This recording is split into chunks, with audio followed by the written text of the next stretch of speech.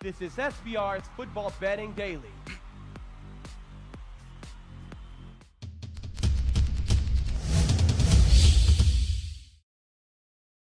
Hi, everyone. Welcome to SBR Sports Picks. My name is Peter Loshak. This is the Presnap Reads show for Wednesday, October 10th, college football week 7, NFL week 6. Of course, we do this every week at Wednesday, 4 o'clock Eastern time. Last week, of course, I was on a hiatus, and Ian Cameron was the guest host for the show. And people told me that you did a good job, Ian Cameron. Is that true, Joe Gavazzi? That is absolutely true. It was an outstanding job. Nearly rivaled the job that you do, Peter. Right. See, that's the problem. You see this in nearly sport. rivaled. You know, I wanted him to do a good job, but not a great job, because then people are going to be like, well, man, this guy's better than Loshak. Did he do a better job than me, Ian Cameron, in your estimation? I'm the Nick Foles to your Carson Wentz, Pete. Oh, there you go. Great. I'm looking at a situation where I come in, I get the job done, I win some games, I get it done, and then the starting quarterback, when he's back in action, he's ready to go. So All Pete, right. you're back in it. Great answer. Great Ian analogy, Cameron. Ian. Great analogy. All right, so glad to be back here, and I heard also that Joe Gavazzi, Joe Gavazzi off to a little bit of a rocky start in this show for the year, and then swept the board last week. Is that accurate, Joe Gavazzi? No, that's not accurate. I gave out 4 games and I won 5. Wow. No, but actually, that's not true either. I think I split. You think you split? Yeah. Yeah, one of the real problems was that I was foolish enough to fade Ian again by going against the Texas Longhorns as dog. That was just really foolish on my part. And Yeah, I've done it twice. I don't know what I was thinking. Yeah, actually, I was on Texas last week as well. That was one of my plays. All right, that's great. I'm having a little bit of a problem hearing Joe Gavazzi, and I don't think that's me. I think that might be Joe's connection. So hopefully his connection will be solid for the duration of the time that he's on camera. Anyway, great to be back. So I don't have the picks from last week, but I will watch the show, of course, and calculate all the picks, wins and losses, and add them to the official record. But of course, before last week, Ian Cameron was in first place out of the 3 regular handicappers on this show. Absolutely killing it, and especially in college football. Congratulations, Ian Cameron, on a great college football season so far. I'll be very interested to hear what you have to say about the games that you're liking this week. We'll start with Joe Gavazzi, though. The first game that we're going to talk about with you, Joe Gavazzi, Tennessee-Auburn. Now, when I first looked at this game, when the line first came out, I thought, Tennessee off a bye, not a good team, but Auburn seems overvalued. I definitely had Mississippi State last week. I tweeted out a play on the Mississippi State team total over against Auburn. There's some internal issues with Auburn in the locker room. They've got a lot of talent, but I know there's turmoil in the locker room. And the more I look at this game, the more I'm thinking Tennessee might be the play. And I did wind up betting it at 16.5 and giving it as an official play in the Loshak in the Bag show, 15.5. Joe Gavazzi, is Auburn overvalued here once again as they were last week? Well, Auburn is overvalued, but not as much as they would have been 2 or 3 weeks ago. Remember, this will not be a slam dunk. At the beginning of the season, after Auburn had beaten Washington in the first game, and and hardly anything was thought about the Volunteers, this line would have been in the mid-20s, maybe the upper 20s. Now, after Auburn has laid some giant eggs, failing to rush for 100 yards each of the last 3 weeks, this line has come down appreciably. Also, we must note that the Volunteers, in their nosedive in recent years, have now lost 15 straight games to the SEC West by an average of 25 points a game. Have they made this much improvement this fast? And has Auburn fallen this fast? That's the question that will be answered this Saturday afternoon. Remember the intangible in this game, head coach Pruitt. Not only is he there to make giant strides with the volunteer program that has hit the nadir of their discontent, but he is also an Alabama grad, an Alabama player, an Alabama coach, and hates no one more than the Auburn Tiger. He will make sure his team is primed and ready to play their best, whatever that may be, against this Auburn team. Yeah, Auburn was awful last week, as we spoke about on this show. I think Mississippi State was one of my selections here, and I think Ian agreed with me. And Auburn, just 364 yards of offense overall. Last week, they were overrun by Mississippi State, Overland 349-90. I want no part of this team because we don't know where they are mentally, emotionally, psychologically. It's probably not good. We're going to go with Tennessee here plus the points over Auburn as the play. That's what I was thinking as well as the under. Now is the nadir of their discontent. Ian Cameron, what do you think? Is Tennessee, is Auburn once again overvalued here? And what do you think about a play on the under, the low total? I got burned taking the under in the Tennessee game against Florida, but I'm feeling the same way here, leaning under. And I did actually make a bet, an official pick on Tennessee plus the points. What do you think, Ian? Yeah, last week was one of those weeks in college football where it seems like every pick, every opinion, every lean of mine was a good one. Mississippi State was just a lean, and yet here they end up getting the job done last week against Auburn. And I faded Auburn the week before against Southern Miss, plus the big points, and Southern Miss was wire-to-wire, point spread cover against this Auburn team. Auburn's not a team I'm laying points with right now. You talked about it. Gus Malzahn's on the hot seat. I'm hearing rumblings of discord between him and some of the players. Jarrett Stidham's not throwing the ball effectively. The ground attack, which is supposed to be a strength, which is an up-tempo run-first offense, has not gotten going. And shockingly, the run defense, something that Auburn is supposed to be able to hang their hat on, one of the strengths, stopped the run, got run over by Mississippi State last week. This is an impossible game for me. I mean, I don't want to lay with Auburn, but you look at Tennessee in their step-up games, lose by 26 to West Virginia, lose by 26 to Florida, lose by 26 to Georgia, 26-point margins of defeat to the three best teams they played. The other two wins were against Patsy's, UTEP, and ETSU. So for me, I want no part of either side, clear pass. Okay, and not even the under? You don't like the under? Under makes a little bit of sense here. It's low total, but I can only take under, so just a lean under. All right, Joe Gavazzi is going to take Tennessee plus 15.5. And this was a game that was assigned to you, Joe, right? This is not a game that you picked.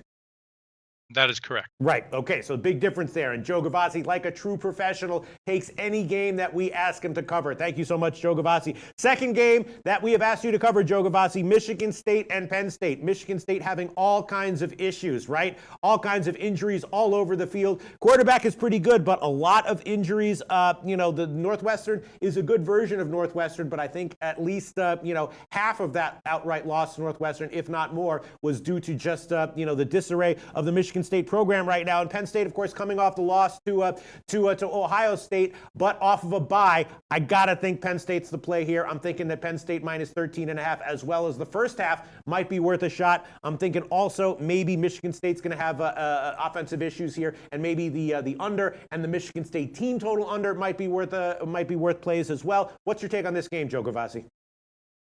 This is my faux or faux real game of the week. 1 of 20 in my point spread prognosis, just $9 at joegavazzisports.com. And the question becomes, which of these teams steps up off these losses? 2 weeks ago on Saturday Night Live, 110,000 fans stormed Happy Valley. Not so happy when they left. Nittany Lions blew a 26-14 lead, lost 27-14, and felt the wrath of their coach, head coach Franklin. My question here is, what's the mental and emotional state after the bubble burst of a 4-0 start was absolutely had all the air let out of it? Is this team ready to mentally bounce back, or is it going to take a little while for them to get back into the rhythm? Michigan State, as you pointed out, also has some problems, so it's are we faux or for real for them? The loss last week to Northwestern was not really quite as bad as it sounded. They outrushed the Wildcats 96-8, and usually, as you read in my track and the results column each week, the team who double rushes their opponent covers 75% of the time college football since the year 2000. It's exactly what they did. But as always, Michigan State struggled with the offense, couldn't get the job done, and fell 27-19. But we must remember what a great job D'Antonio has done in this role.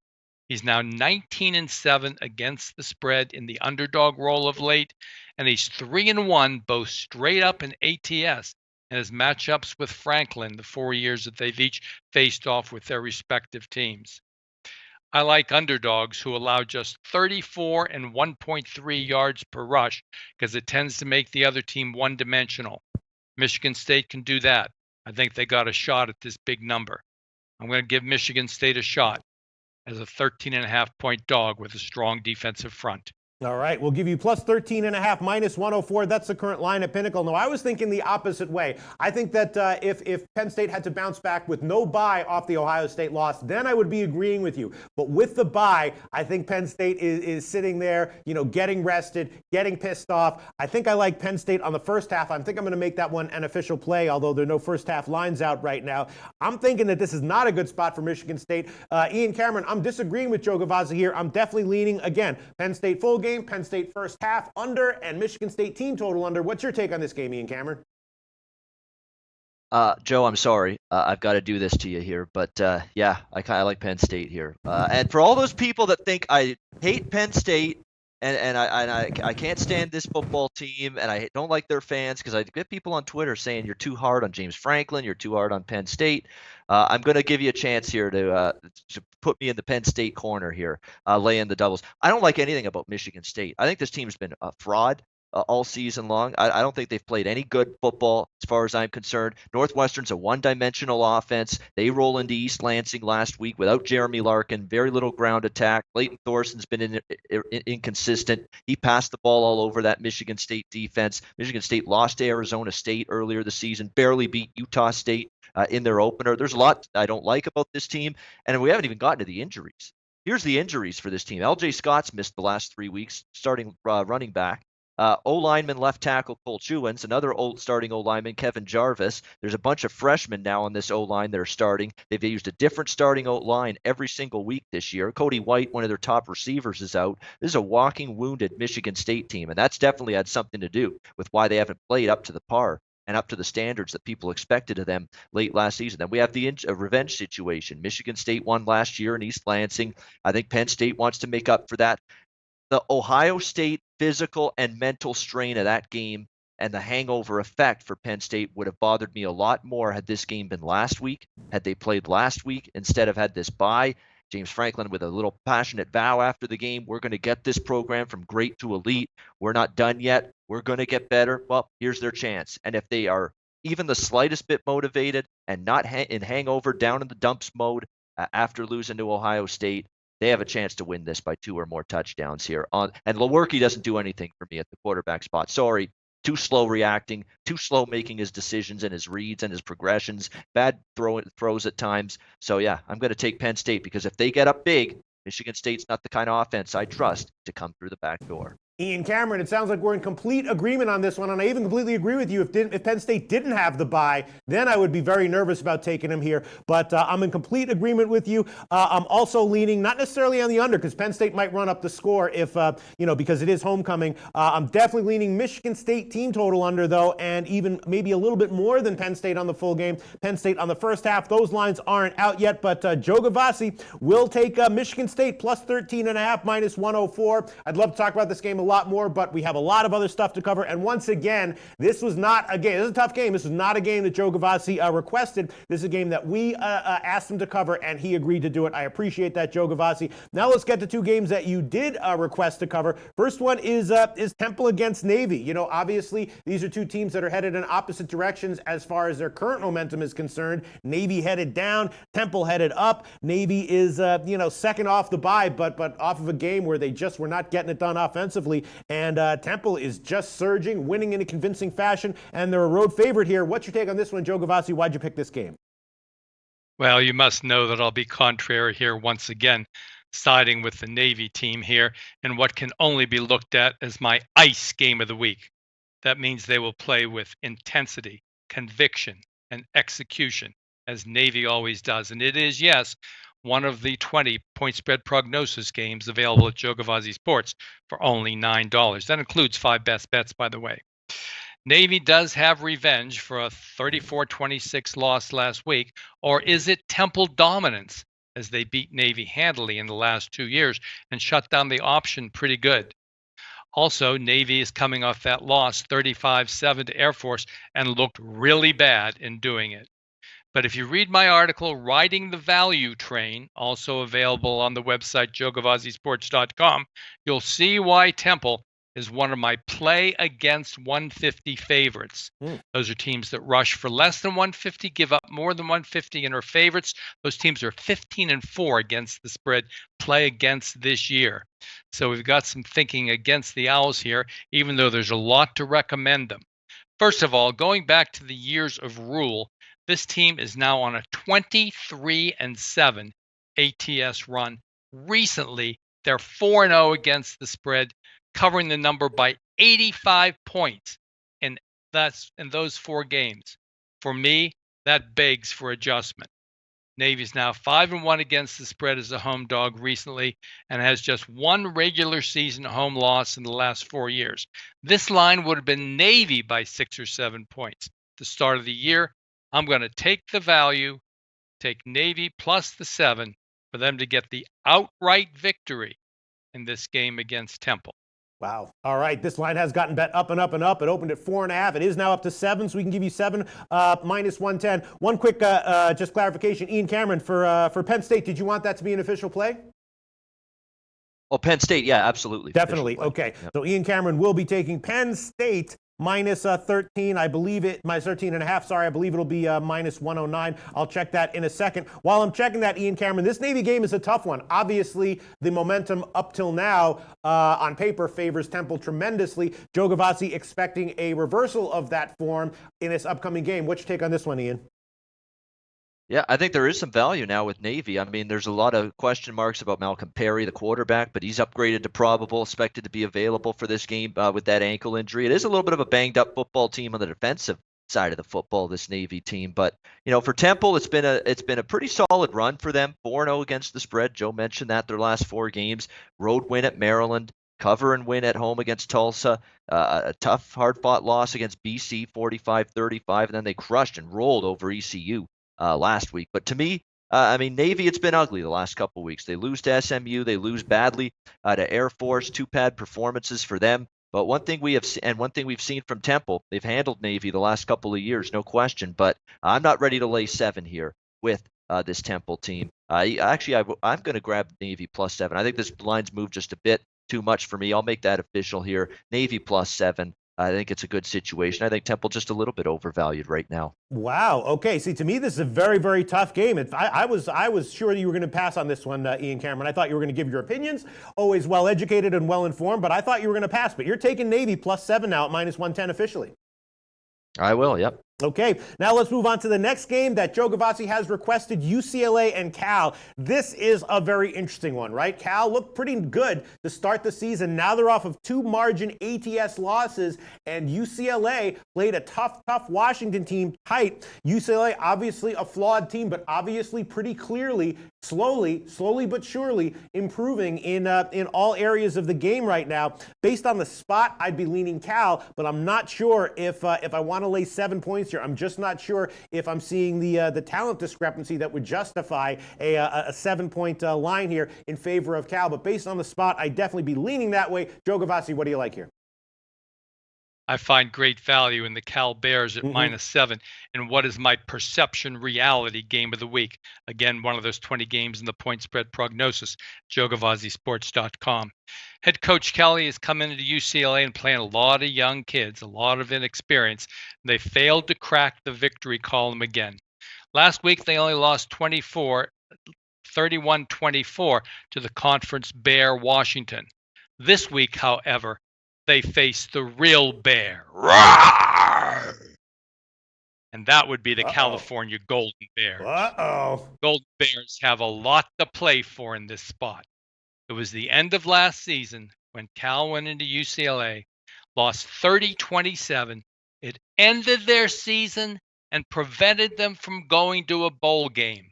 Major revenge angle here for that loss.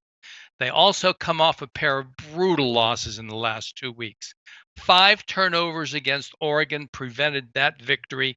And then last week, 4 critical turnovers in Arizona, including a pair of pick sixes by quarterback McElwain, which turned the whole game around. And despite the fact they outgained Arizona by 211 yards, they still came away with the loss. This is a great value spot against a UCLA team, young, inexperienced, going on the road where they've lost 13 straight and are just 310 ATS in doing so. Home team in this series, 15-3 against the spread. Bruins being outscored by an average of 18 points a game this year.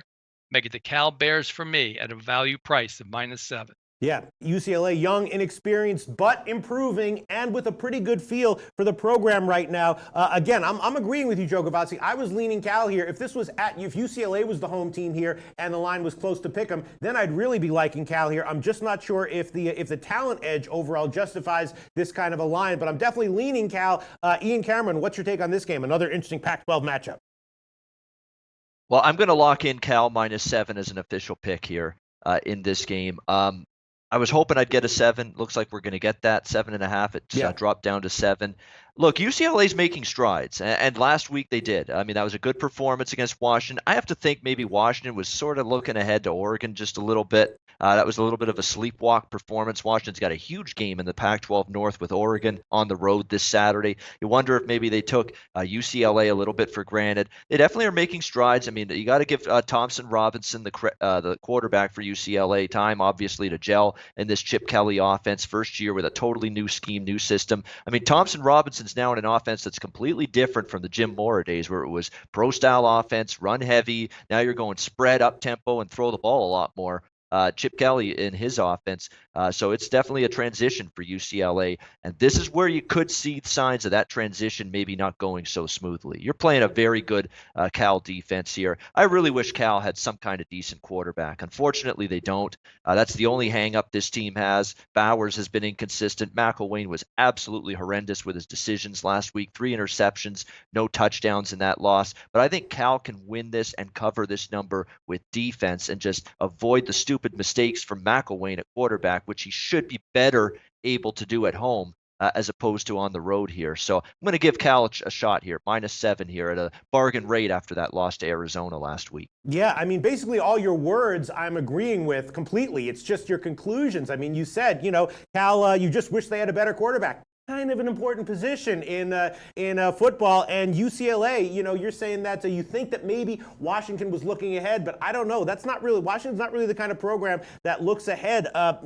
too forcefully. And the UCLA offensive line did a great job. I'm seeing a UCLA team that, again, as you said, is young, inexperienced, has a lot of problems, but is improving and playing with some gumption. And I just don't know if I want to fade them getting points, especially with a team that has quarterback problems, just like you said. So Ian Cameron, I'm throwing it back at you. I'm agreeing with all the words you said, just not necessarily agreeing with the conclusions of your words. The quarterback doesn't concern you. You don't think you should be concerned more about that?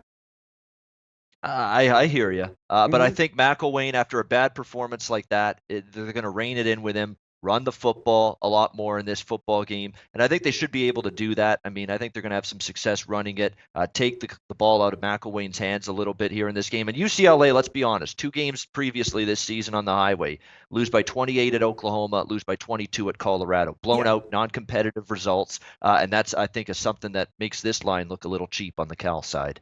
Sure, but playing at Oklahoma and at Colorado early in the season for a team like this is a totally different situation, I think, than playing a little bit later in the season at Cal. It's just a different type of a road assignment. But okay, we could talk about this one as well for another half hour, but we got to move on. Ian Cameron and Joe Gavazzi both taking a shot with Cal -7, -110. And again, as I said, if UCLA was the home team here and the line was close to pick them, I would definitely be on Cal. I'm just not totally sure I want to lay a touchdown here, but maybe, who knows, later on in the week in the Low Shack in the Bag show, I will go on there with them and take Cal -7. Joe Gavazzi again is going to take Tennessee +15.5 and Michigan State +13.5. Those are both games that we assign him to cover, and then the games that he requested: Navy +7 and Cal -7. Joe Gavazzi's website is joegavazzisports.com. Joe Gavazzi, thank you so much for joining us once again.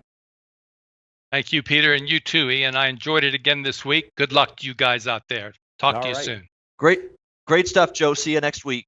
Sounds good. All right, Okay. So now we're going to wait Bye, Peter. for Al McMorty to join us, and while we're waiting, I love doing this, Ian Cameron. Let's talk about some games. Open-ended question for you from the rest of the college football and NFL cards here. Just what games are you thinking about? I know that we've talked before, and you say that you're liking the Duke-Georgia Tech game. Obviously, Georgia Tech coming off of two massive offensive explosions, but Duke's off a bye. Historically, they have been able to contain the triple option of Georgia Tech in years past. This year's version of Georgia Tech, though, might be significantly better offensively than what we saw from them in years past. Duke, a very good program, though, here. They're a dog off a bye. What do you like here? Well, this is we're going to find out if Duke is truly a good football team, and I still believe they are, even with the big hiccup that they had against Virginia Tech in their last game a couple weeks ago. I like Cutcliffe off a bye. He's been very good off a bye in his tenure at Duke as a head coach. He's faced the triple option before. Duke's 4-0 against the spread the last 4 tries, I believe, head-to-head against Georgia Tech, which shows they've matched up pretty well against the Yellow Jackets in the past. I think the fact that Daniel Jones got that game under his belt against Virginia Tech, returning from that collarbone injury, means he's going to be a lot more effective, a lot more comfortable in the pocket in this game against a Georgia Tech defense. Like, let's not kid ourselves. This is not a great Georgia Tech defense. They gave up 49 to South Florida. Pitt moved the ball against them, got shredded by Clemson. They gave up 31 to a pedestrian Louisville offense last week. Duke's going to move the ball, I think, here in this game. And I do think Duke is a little bit of a better defensive team. I really do. You look at the numbers, it's backed up by the fact Georgia Tech's given up 4.3 yards per rush. Duke's given up 3.3 yards per rush. Duke's given up less passing yards per game as well than Georgia Tech. A better defensive team. They've seen the triple option before. They faced Georgia Tech almost every other season. They've had matched up well against them in the past. They're off a bye, extra time to prepare, and they're an underdog. And Daniel Jones, I think, is going to be better and more effective in his second game back from that injury. Yeah, I'll take Duke here, +3. All right, +3 -105 is the current line at Intertops. Ian Cameron's going to add that one onto his official slate of picks. So far, Ian has given us Penn State -13.5, Navy +7, Cal -7, and Duke +3. And now we are ready to be joined by Big Al McMorty from BigAl.com. Thanks for being back with us once again, Al McMorty. How's football season going for you right about now, Al McMorty? Well, right about now, I'm probably hotter than a firecracker in July. Last weekend, we were 17-3 on all our football plays, including 10-0 in our top-rated games for the season. Now 22-8 on our top-rated football plays, plus 45.4 stars. I rate the games 5, 4, and 3 stars. Most of them end up being 3-star plays. And then over the last 2+ seasons, we were up 161 I think it's 3 stars now over the last 2+ seasons. So it's been great. That is awesome. Congratulations, Al McMorty. And, of course, your record in our videos long-term and including this season has been in line with those results. So I'm very happy to be able to welcome you once again to this show. The first game we're going to cover right now, Central Florida against Memphis, right? Central Florida has been absolutely awesome and dominant this year. Haven't really played anyone tough, though. This is going to be their toughest assignment of the year by far. Memphis is a home dog here. Of course, last year Memphis lost bad at Central Florida in the regular season, but then in the rematch, it went to overtime. It was a close game. The total, as expected, has gotten bet way up. It opened around 77.5, 78. Now it's up to 80.5, 81. I was looking at this game. I was thinking that Memphis should be able to hang with them. I wish I was getting 7, but at anything over a field goal, I'd probably be leaning Memphis here. I'm very, very curious here. What's your take on this one is Al McMorty from BigAl.com. Well, the Knights, they're riding that 18-game win streak. They're ranked among the top 10 in the country with a 5-0 record this season. Last season, of course, they were 13-0. I think this is going to be a very difficult game for the Knights to win. One factor going against them here is that they're on the road after playing their 4 previous games at home. And Central Florida actually covered the spread in each of their last 3 games versus Florida Atlantic, SMU, and Pittsburgh.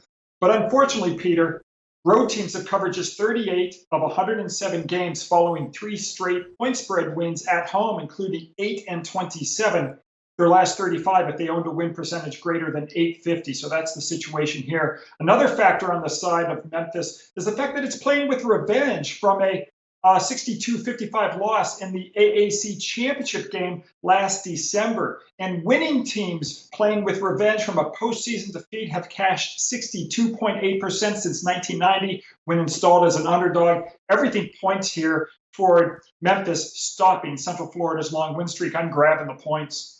That's what I was thinking as well, Al McMorty. I did bet it at 4.5. I just wanted to get some more information before I added it to my official record that we track in these shows. The market is split, though, 4.5 most places. Pinnacle down to 4. Greek still at 5. So we can give you +5, -115 for Memphis. And I will now officially throw that one onto my official record as well. Memphis +5, -115. I'd much rather be getting 6 or 7, but I don't think we're going to get there. Memphis +5, -115. Al likes it. I'll add that one on. Ian Cameron, what's your take on this very interesting matchup?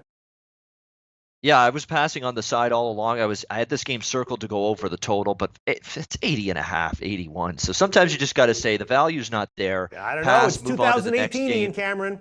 Scores are in the It stratosphere is. in all sports.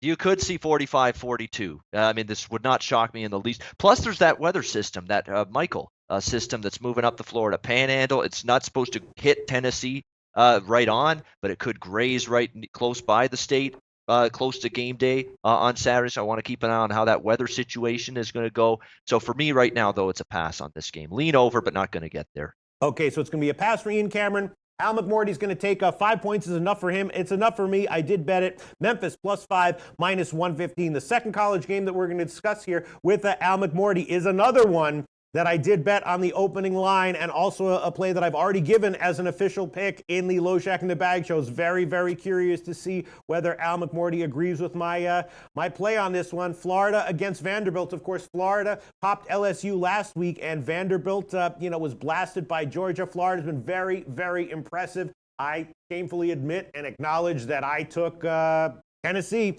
against Florida and the under in that game. I had a great week that week, but the Tennessee-Florida game I was way off of. I'm still thinking that Florida is a team with a relatively uninspiring offense, a strong defense. I'd be leaning under, and my pick that I did bet, I did take a shot with Vanderbilt at +7. Al McMorty, what do you like here?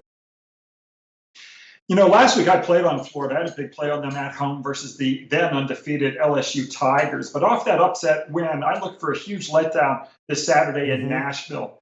Indeed, one of the things I love to do is go against college football favorites away from home that upset a previously undefeated foe, if they're now matched up against a 500 or better opponent coming off a straight-up loss. And since 1982, such teams have covered just 25.4% of the time. And yes, it's true that Florida has dominated the Commodores here in Nashville. They've won 13 straight in this series at Nashville. But the Commodores are 12-5 ATS when playing with revenge versus opponents off an upset win. I think this is a great situational spot to take. Andy, I'm taking the 7. All right, +7. The best line right now will be at UWager and a few other places. +7, -105. That's what I did on the opening line. I gave that one already as an official pick, so I'm already committed to this one. I'm also thinking about adding the under on this game as well. Ian Cameron, is Vanderbilt a live dog here, or like Appalachian State last night, is Florida just much better and they're going to roll Vanderbilt similar to how they rolled Tennessee? Vanderbilt could be live just because it's not a Florida spot. I mean, it's clearly not. I mean, you're at Mississippi State a couple of weeks ago, big game. You win at 13-6. You're at home against LSU, who was playing some pretty good football going into that game. Another big game. You win at 27-19. Now you're playing Vanderbilt on the road, and these are kids after all. And you see Vanderbilt's just 3-3 on the season. You've had a couple of big wins in a row. I don't expect Florida's A game. That being said, Vanderbilt's results against quality competition so far this season, they've been hit or miss. I mean, they had the close loss at Notre Dame. They hung tough inside that big number. Then they got blasted, though, on this field by South Carolina, 37-14. So which is the real Vanderbilt here? The one that hung tough at Notre Dame, or the one that got blasted by South Kakalaki in SEC play last month? That's the big question. So to me, it's a hard read, and it's been a hard read for me all season long with this Vanderbilt team. And I know it's not a Florida spot, so I don't want the road favorite here. It's a pass. All right, and I will add on the under here. Florida Vanderbilt under 50.5 -108. I did the same thing when Florida was a road favorite at Tennessee. I took Tennessee, I took the under, and of course Florida put up 47 points in that one. I lost both of them, even though I had a good week overall that week. And I'm doing the same thing here. I think I actually like the under a little bit more than the side. I'm going to take under 50.5 at -108 as an official pick. And Al McMorty agreeing with me. He's going to take Vanderbilt +7 -105. Any thoughts on the total before we move on, Al McMorty? I'm assuming if you like Vanderbilt here, it's not because you think they're going to put up a big offensive number. It's going to be a modest scoring game, and they either win outright or it's under a touchdown. No, I don't even make that assumption. I have no opinion on the total whatsoever. Okay, sounds good. Al McMorty, next game, well, we're going to talk about two NFL games that come up this weekend. The first one is another game that appears at first glance to have under written all over it. Jacksonville against Dallas, right? Dallas has a stout front seven, but the receiving core is so bad. Jacksonville, of course, awesome defense. Blake Bortles, always questionable at any point in any game on any week. Al McMorty, though, a lot of times, though, with these NFL totals, you take contrarian plays, two teams that have anemic offenses and strong defenses with a low total. A lot of times you'll surprise me saying you like the over, and a lot of times those wind up being very strong plays. Here we have a low total, 40.5, and Dallas as a home dog. What do you like here, Al?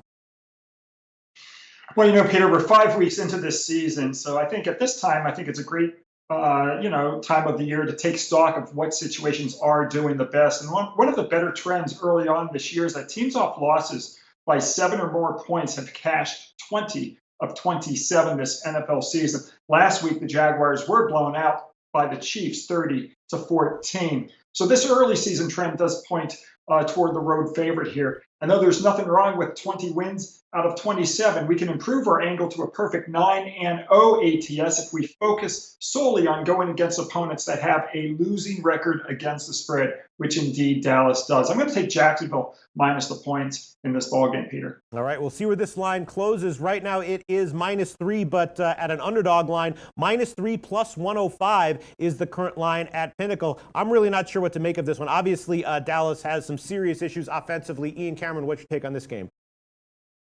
Yeah, it's funny. Jason Garrett is an Ivy Leaguer. He's talked about as a very smart guy, and he's not smart enough to figure out go for it on 4th and 1 in overtime at the 40-yard line. For Christ's sake, man! Last week that was ridiculous. You had a chance. You needed the win. It was a big-time game there, and he just made a piss-poor decision to punt that football. And sure enough, a few plays later, Watson to Hopkins, a fantastic big play down the field. Texans kicked the a winning field goal with Kaimi Fairbairn, and the game's over.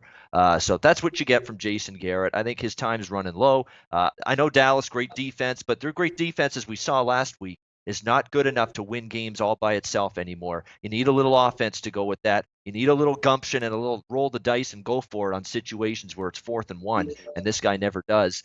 Jacksonville, I trust them off a loss. We saw them in this spot after a bad performance, flat performance against Tennessee following the big win against New England, and they rolled the Jets off that Tennessee loss, played well. Blake Bortles played well. And guys, this is the week for Blake Bortles to play well. It just is. Look at the season for Jacksonville so far. Bortles plays horrible in week 1 against the Giants. Great in week 2 against the Patriots. Horrible in week 3 against Tennessee. Great in week 4 against the Jets. Horrible last week, multiple picks against Kansas City. It's good Blake Bortles week if you follow the pattern. And I think he will play a lot better in this game, even against that Dallas defense. I'm with Al. I'm going to look to Jacksonville -3, and I'll make that one official. I think they're just a flat-out better football team. Wow, okay, -3 plus 105. Ian going on that one as well. And yes, you guys are, I might wind up joining you on this one myself. And I'm also thinking that maybe the under that might seem so obvious is actually a little bit of a trap there. Ian Cameron and Al McMorty both taking the Jags -3 plus 105. We'll see where this line closes. And then Al McMorty, the next game that you're going to cover is Baltimore, Tennessee. Another game with a 3-point home dog and a very low total here. Of course, both these teams played very close games and low-scoring games last week. Turnovers killed the Titans, wasted a good defensive effort. What's your take on this one, Al McMorty? Well, my take on this one is this is an absolutely horrible scheduling spot for the Baltimore Ravens, who are going to be playing their 3rd straight road game. And one of the things I've been doing, since I was a teenager, is, I love to play against a team in its 3rd straight road game, and especially if it's matched up against an opponent with a winning record.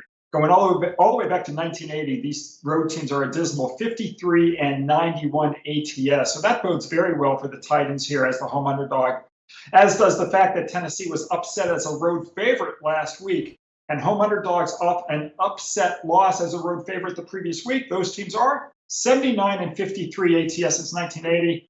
I'm taking the home dog Titans. All right, it is a split line, 2.5 or 3. Al McMorty, we're going to give you Tennessee +3, -115 at the Greek. That is also a play that my partner in the Low Shacking the Bag show, Jimmy the Bag, also liked. That was the first play that he wanted to lock in this week in the NFL. Ian Cameron, do you agree?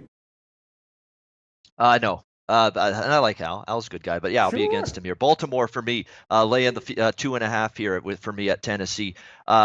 Key thing here in this game is which team do I trust to run the football a little bit better? Because you look at Mariota, you look at Flacco.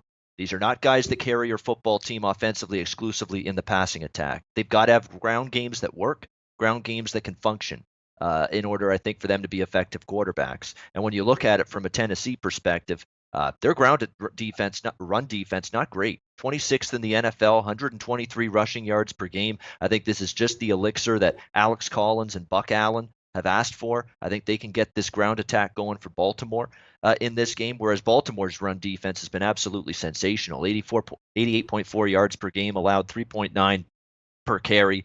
Very good numbers there. And, a trend that's been very good. Long term, it's been good with John Harbaugh as a head coach of this football team, him off a loss. He's been very, very good off a loss. Baltimore 4-0 straight up, 4-0 against the spread just the last 4 tries off a loss dating back to last season. I just think they're a better football team. You look at Tennessee. In 5 games this season, they are a minus 196 total net yards on the season. Baltimore, 5 games, plus 478 total net yards. That is a massive wide gap. I know it says 3-2, 3-2 with these two football teams. I still think Baltimore's the better team, and all I'm asking for is a field goal or more to win. I'll take Baltimore in this one. You want to make this official, Ian? Yeah, it is a tough spot. 3rd road game in a row. I understand that, but I think Baltimore's the better team, can overcome that. And I think losing the way they did in Cleveland going to fire them up. So, yeah, I'll make it official. All right, it is a split line. That's why line shopping is so important at all times in all sports. We can give you minus 2.5, minus 114 at Pinnacle. So if they win by 3, Al will get a push. Ian will get a win. Ian and Al going head-to-head. Ian Cameron, of course, you have been absolutely killing it in these shows. Only been 2 categories of picks that have not been good for you. 1 CFL, 2 head-to-heads with Al McMorty. I know. Go ahead. You're still feeling confident, though, right, Ian? I got to. Hey, if there's no disagreements between 2 bettors and 2 handicappers, there is no such thing as a sports betting marketplace. And there would be no such thing as lines on the board and odds makers and bookmakers to try to beat. So you got to look at it that way. We can't all agree. I love the confidence, Ian Cameron. Al McMorty, do you have anything to say about anything that Ian just said going against you? No, I mean, that's what makes ball games, and I think Ian's spot on. You wouldn't have a marketplace if there weren't people going up against each other. But I was curious what you thought, Ian, of that Bill O'Brien decision in that Houston-Dallas game where it's tied up at 13, and he doesn't go for it on 4th and 1 from the 1-yard line and kicks the field goal to go up 3. You're talking about Jason Garrett. How about O'Brien's decision in that situation? Where are his balls? That was horrible too, but I think, Al, that had something to do with the fact that first half, at the end of that half, they got stuffed down by the goal line right before. They didn't get any points on that. I think he was thinking, all right, we can't get stuffed again. And I think they would have gotten stuffed again. It was just one of those times they just could not get through the middle of that Dallas interior on the defensive front, and he's figured we can't come up empty again. It wasn't a great decision, but I'll accept it because they came up short earlier in the game from that 1-2 yard line. Okay. Yeah, no, I understand your point, but I think in that situation, in a tie game with about 8 minutes left, you got to get that touchdown. You can't walk away from there with just 3 points. Oh, he's a terrible coach. I'm not going to defend. I had Texans -3, and I'm like, how the hell did I push? I mean, friggin', how many yards did they outgain the Cowboys in that football game? Goodness gracious. And I get a push out of that. Dominated the game and dominated the game statistically in the stat box, Houston, and life and death still to win that football game. That's coaching, and that's a reflection of poor coaching, and O'Brien is all of that.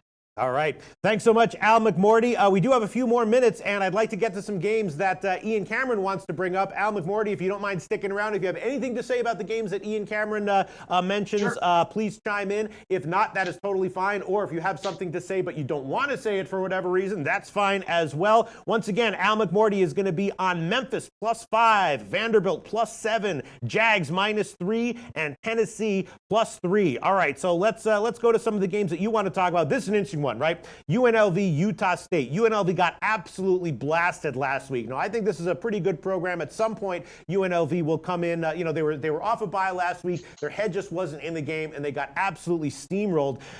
At some point, I think UNLV is going to bounce back in a big way and have some nice value. I'm not sure if that's this week going on the road against Utah State, a team with a huge offense that's been just putting up big numbers week in and week out. The line's getting bet up. My only concern is just that is UNLV UNLV going to come out here hyper-focused, or are they going to wait for their next home game for that to happen? UNLV, Utah State, what do you like here, Ian? If only because of the fact that UNLV as a road underdog has been just so good for me over the years. As ugly as it is, and as ugly as that game was for them last week, I am going to go to the well with UNLV here. Wow. Plus all these points against Utah. It's tough. Utah State looks fantastic. I don't know if they could have looked more impressive against BYU than they did last week. I mean, they took apart that BYU Cougars defense. Jordan Love has been fantastic. We know Amani Rogers is out for UNLV. They've had to go to the backup quarterback. It's clearly going to take him some time to gel with this Rebels offense. But this is the preeminent point spread role for UNLV in the Tony Sanchez era. It's been on the road catching points. Sanchez has been amazing. Yes. Gold almost in this point spread role. I'm going to take a little chance here with UNLV, and I'll make that official. No, I hear you. Of course, the line has gotten bet up. Open to 24. It's now all the way across 27, Ian Cameron. So we can give you 27.5 minus 110. I don't disagree with it. I think the spot, obviously it's a big bounce back spot for UNLV, but just going on the road against an offense like Utah State makes me nervous. I was thinking about a shot maybe with the under the very high total here. It's an interesting line situation here. Al McMurray, you have anything to say about this one? Yeah, I actually had a huge play last week going against UNLV. I would go against UNLV here as well. For me, Utah State falls into a really good momentum system of mine that's 43-10 ATS. It plays on certain teams that have scored in the aggregate 153 or more points over their previous 3 ball games and are now not favored by more than 30 points. So I like Utah State for that. I also have a minor angle that goes against certain teams that were upset victims at home the previous week. That angle's 33-72. Which would be the UNLV situation there. So that's a negative situation for UNLV. I didn't give it to my clients. I thought about it when it was around 24.5. I'm not going to do it now that the line's higher. But I do like Utah State in the ballgame. All right, for the purposes of our picks and record keeping in this show, do you want to make it an official pick? We can give you 26. Sure, I'll take 26. You want it? 26 minus 110. All right, Al McMurray and there Ian you Cameron go. Going head to head once again, and Al McMurray was not we didn't before the show tell him which games Ian Cameron was going to take, but Al McMurray will add Utah State minus 26 to his official record, and I'm kind of a little bit agreeing with Al here. I think that UNLV is going to bounce back in a big way at some point, but I think it's going to be probably at home against lesser competition. This is just a tough assignment for them. It might be one more game where they're still on vacation. But another head-to-head, Ian Cameron and Al McMurray. Ian Cameron, the next game that you want to talk about, West Virginia, Iowa State. A very interesting one. Obviously, West Virginia rolled Kansas, another big win for them, but finally the market had caught up and the line was too big. So now West Virginia 5-0 straight up, but just 4-1 ATS. Iowa State off the road win against Oklahoma State. The freshman quarterback, very dynamic and put up a lot of points against Oklahoma State. In light of these two offenses here, I'm scratching my head a little bit as far as why the total is so modest and hasn't gotten bet up yet. It's just in the mid-50s. We know what West Virginia can do offensively. We know what Iowa State did last week offensively. So I'm thinking maybe the over. I'm confused a little bit as far as the total is concerned. Why'd you pick this game, Ian Cameron? I picked it because Iowa State's just a juggernaut catching points as an underdog. And you just ride it. You just bet it. You've bet it and forget it. I mean, this team has been absolutely outstanding in that role, catching points. Look at this season, catching points for Matt Campbell's team. And it was like this last year, too. This year, you've got the game against Oklahoma. They lose by 10, cover that number. TCU lose by 3 as an 11-point dog. Win outright last week at Oklahoma State, 48-42. Again, Iowa State has just been in every single football game. The only big time loss they had was Iowa by 10 points on the road, and a week their offense didn't get going against a very good defense. That's not the case. West Virginia's defense is not a shutdown defense. I think this is a quarterback that's come in here, showed he can move the football with some confidence. Iowa State at home here. In Ames, I think it's a situation for them where they've got a chance to really make a statement. Beat a decent team, or at least hang tough with a decent team, which is all they need to do to cover this number. And I think they can. I mean, they've been so good as an underdog. Last year, a tough game, 20-16, went right down to the wire. Iowa State was right in that game from start to finish. I don't think there's any reason they can't be in this game from start to finish. I'll look at the home dog here, Iowa State. So if you think they're going to be in this game start to finish, do you think it's because they're going to be able to keep up with West Virginia offensively or contain West Virginia's obviously awesome offense? What do you think?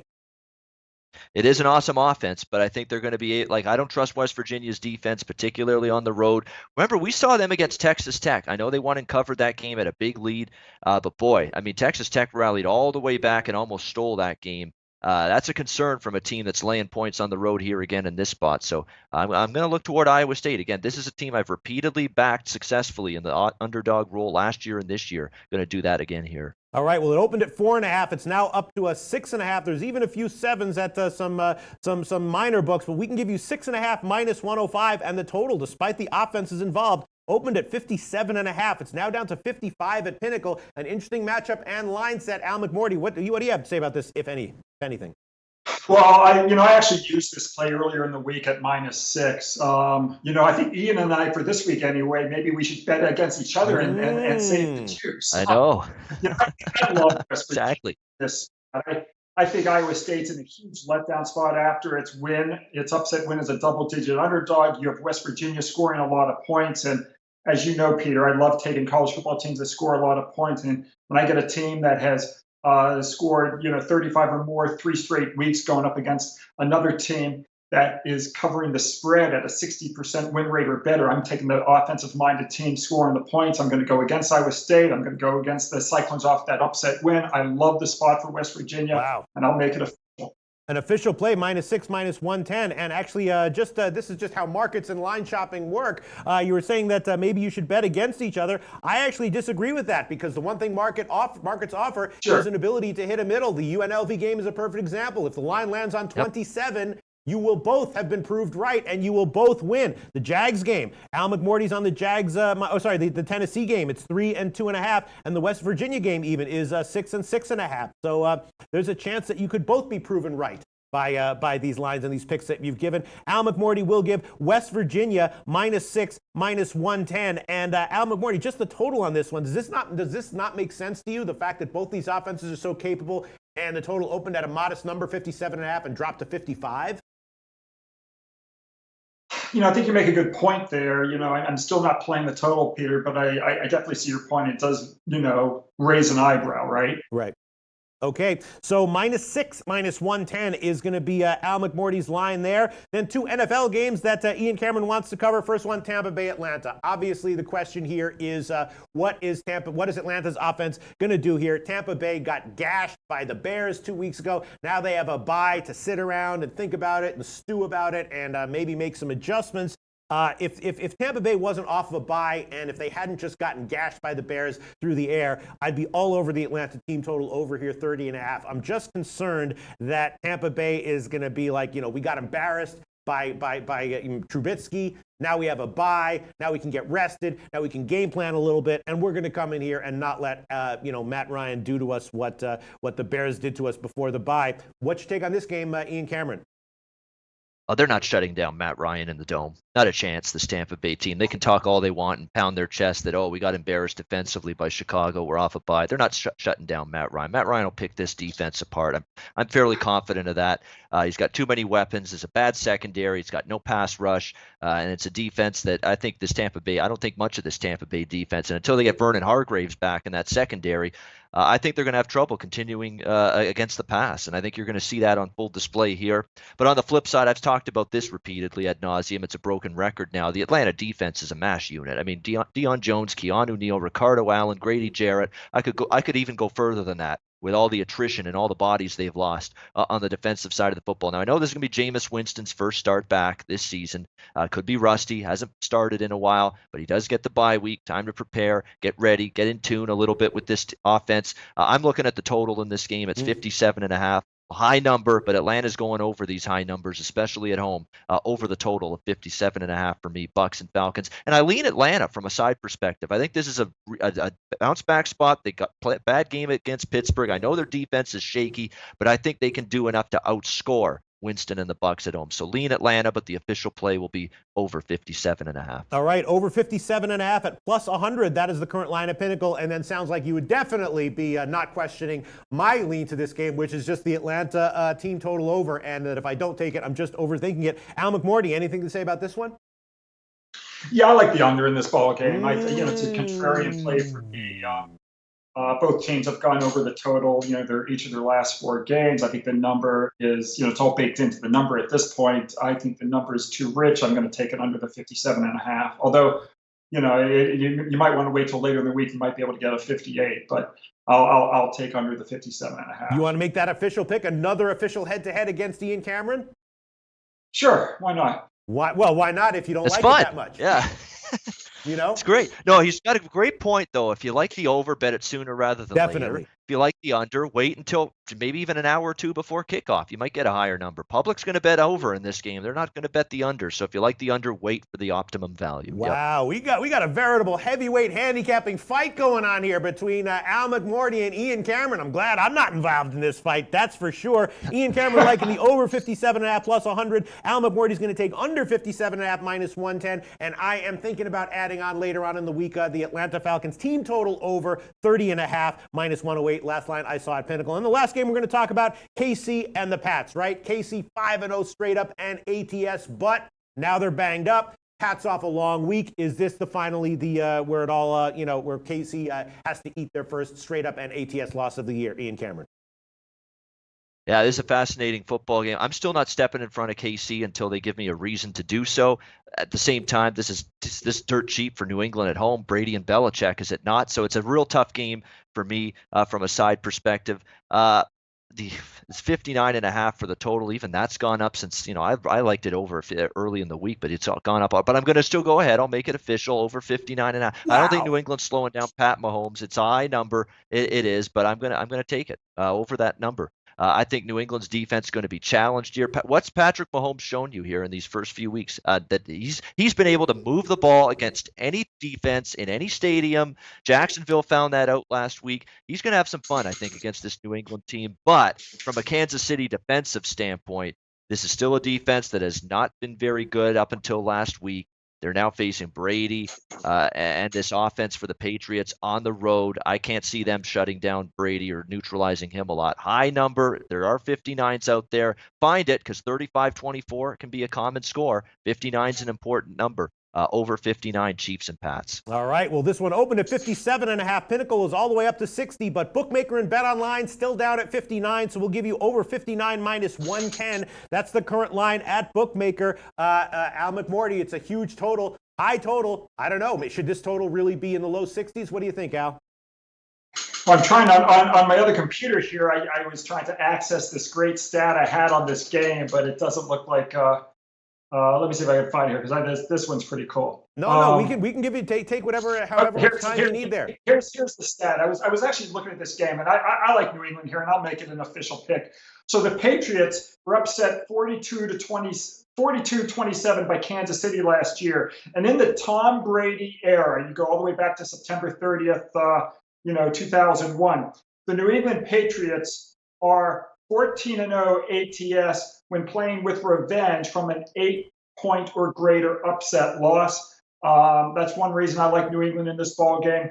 The Patriots also, going back in the Tom Brady era, they are 36-12 ATS versus opponents with a better win percentage than New England, including 14-1 ATS if the opponent's ATS win percentage is greater or equal to 750. I like New England here a lot.